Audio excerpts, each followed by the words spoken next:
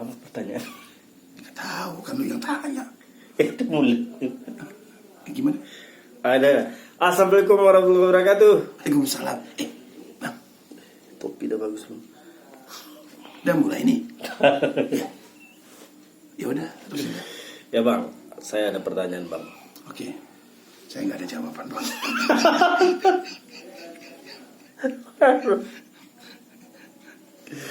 Pertanyaan ini bang. Siap, Kak.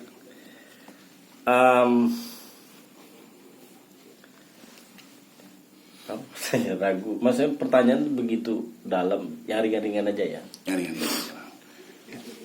1 gram. Ini bang, pertanyaannya bagaimana menjadi seorang laki-laki yang Capek banget mata gue. bisa lemah lembut ke istri gitu ya. Oke. Bentar, Bang, aku pakai kacamata, Bang. Jadi pastikan dulu gimana, Bang, sebagai suami yang Bagaimana bisa menjadi seorang suami yang lemah lembut pada istri. istrinya harus lebih kuat, Bang. Berarti, Bang, kita ke rumah.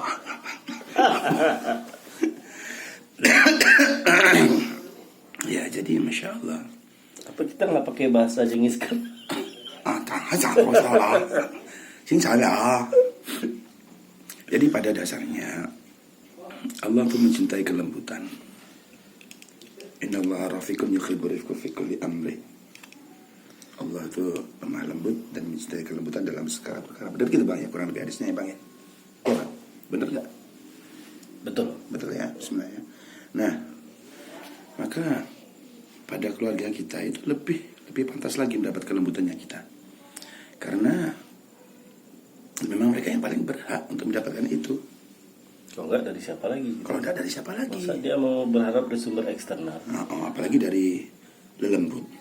Kan jadinya kena jin, Bang. Berarti berarti termasuk sebab awal perselingkuhan juga kali ya? Bisa jadi. Mendapatkan kelembutan. Ya, bisa jadi akhirnya dia mencari kasih sayang dari orang lain. Kalau masih kasih sayang dari orang lain adalah keluarganya, yaitu abangnya, kakaknya, ibunya, orang tuanya, masih mending lah. Kalau orang lain itu adalah lelaki lain, ajnabi, kan kacau. Bang, kok beda, Bang, topi kita, Bang? Punya antum kenceng, punya gue, wah, punya lu strong, Bang. Punya gue ada orang. Nah, ya itu. Kalau seorang istri tidak mendapatkan kelembutan dari suaminya, terus dia mau disuruh cari kelembutan ke siapa? Satu sisi jiwa tuh perlu diperlakukan dengan lembut. Walaupun maksudnya dalam makna lembut tanpa menafikan hal-hal yang wajib. Memang tegas ya. Kayak akidah, ibadah-ibadah pokok. Itu kita tegas. Tegas tapi tetap dalam itu kelembutan, Bang, ya. Tapi secara prinsip memperlakukan istri kita, anak kita, ya harus dengan lemah lembut. Kelembutan. Karena kelembutan itu yang akan membuat mereka tuh bertahan nyaman bersama kita. Kalau kita keras hati sebagaimana disebutkan dalam Al-Quran, kalau kita itu Kecamatan tuh. oh gitu, siap. Kalau kita keras hati ya orang akan jauh. Walaupun fazan ghaliz. Ya, ayat itu ya benar. Seperti itu. Iya.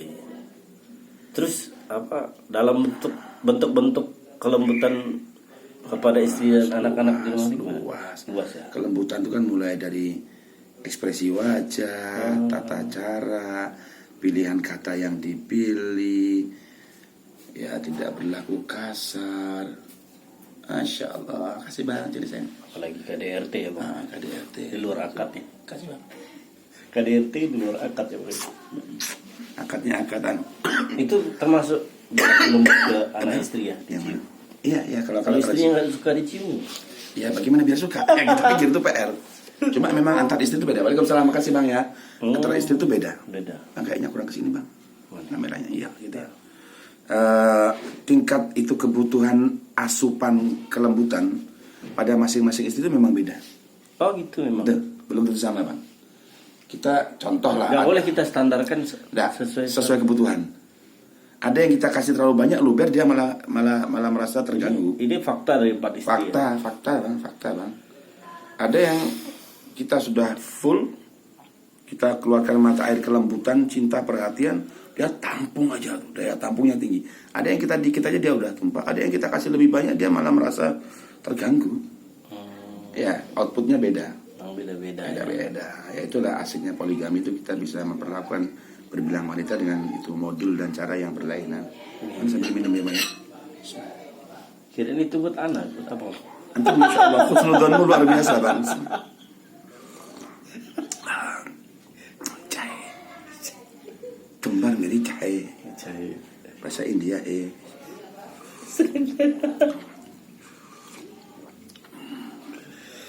Jadi itu tadi ya, apa? Kelembutan.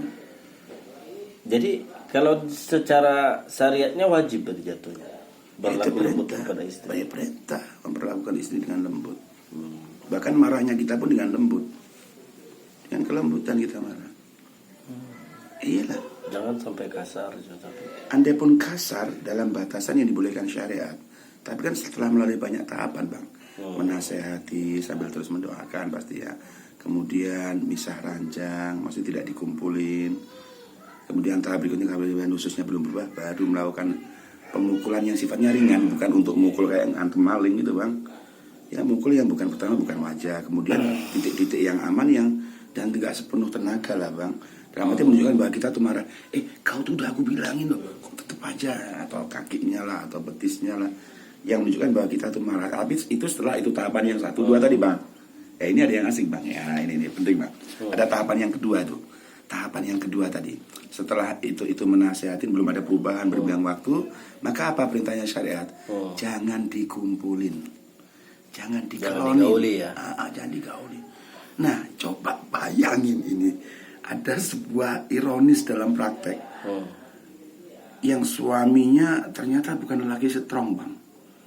Kau udah tak bilangin berkali-kali tetep aja lihat nanti kau tak kalau nih kebetulan bang selama ini gue emang enak capek doang. Waduh nggak ngefek ancamannya. Sesuatu yang bisa dibuat untuk mengancam ada bargaining itu sesuatu yang punya power.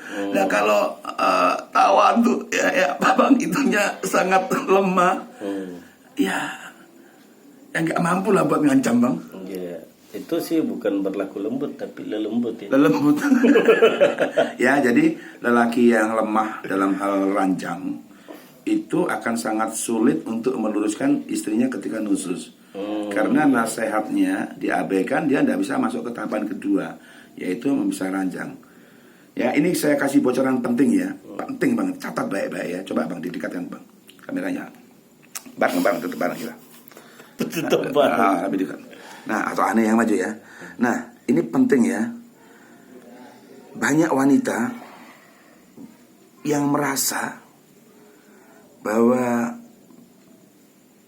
dia memiliki itu sebagai senjata untuk mengatur suami. Ya emang. Dan banyak suami yang goblok dan lupa bahwa dia pernah puluhan tahun hidup dan tetap bisa bahagia dengan Allah tanpa itu. Sehingga ketika merasakan nikmatnya itu dia keletak. Sehingga dijadikan bargaining daya tawar oleh istrinya. Nek macem-macem ibarat istrinya gak tak wae engko bengi. Yang lagi goblok pula pakai ngomong, "Wah Mas, aku nek macem-macem karo bojoku engko bengi ora diwehi jatah, njaluk gak diwehi." "Apa Mas? Njaluk." "Njaluk iki nggone tangga, Mas, kuwi nggonmu wis Allah halalke. Kok njaluk? Goblok kon iku." Wah itu benar tuh bang. Iyalah. Kadang-kadang nggak ngerti bahasa Jawa apa tuh maksudnya. Jadi gini. Kadang banyak suami yang mengatakan ketika ingin mengajak istrinya itu mereka dengan memilih diksi kata yang mengatakan minta jatah, minta pengemis banget komentar laki-laki apa tuh. Gemes sana laki-laki itu. Laki-laki cemen. Ya? Iyalah itu udah punyanya minta itu punya tetangga. Itu punya mudah Allah halalkan sampai kalian bercerai atau mati salah satu. Ajak, memberi, bahkan memberi nafkah atau minimal pakai kata mengajak sebagaimana di lafaz hadis itu. Ajakan suaminya kan begitu kan. Bukan minta. Akhirnya istrinya besar kepala merasa memiliki hak memberi atau tidak. Dan itu nusus durhaka Allah laknat. Jadi maksudnya tadi kan ini dalam konteksnya kan bagaimana laki-laki itu berbuat lembut ya, tetapi gagal. Ya karena gagal paham termasuk ini juga. Gagal paham penempatan bahasa tadi. Ya dia harus lembut terus lembut. Andai menasihati, makanya tadi ini kan konteksnya andai pun ketika itu menasihati tetap lembut gitu loh. Oh, nggak iya. boleh KDRT main tangan. Kalau kasar-kasaran, udahlah, tetap menang orang lagi. Sekalian aja istrimu ajak ikut jadi MMA, kau ikut MMA, barangkali jadi itu juara dunia couple gitu kan, berpasangan kan belum ada kayaknya. Suami istri juara dunia kelas WBA, IBF ya apa dulu Yang bertarung mereka berdua. Kacau. Pantas gak ada yang menang deh. Nah, kembali lagi ya, itu penting ya. Lemah lembut tuh ya. Oke. Nah, itu sambil sindiran nih sama pelaku-pelaku KDRT ya Bang ya. Iyalah. Nih kalau lagi sumpek sama istri, keluar rumah, cari laki-laki yang pantas. Tapi biasanya para lelaki yang KDRT di rumah itu lelaki yang cemen, gak berani sama laki-laki di luar rumah. Wah. Saya tandaskan ya, para lelaki yang suka nampar istrinya itu biasanya para lelaki yang penakut. Gak percaya? Ketemu saya buktikan kalian lelaki penakut. Iya ya. Ya. Dibuka argumennya. Iya. Iya. Kenapa kau kasar sama perempuan? Karena kau gak berani sama lelaki. Nauzubillah ya Bang. Alhamdulillah, Masya Allah. Nah, segitu dulu sekarang guys. Ini pertanyaan bahwa kesimpulannya adalah pertama wajib bersikap lembut kepada anak dan istri, dan kalau jangan sampai salah paham cara kelembutan ya. Ya, Sehingga- lembut ya, bukan lembek ya. Ya, sehingga istri tambah durhaka yang Tambah malah. durhaka.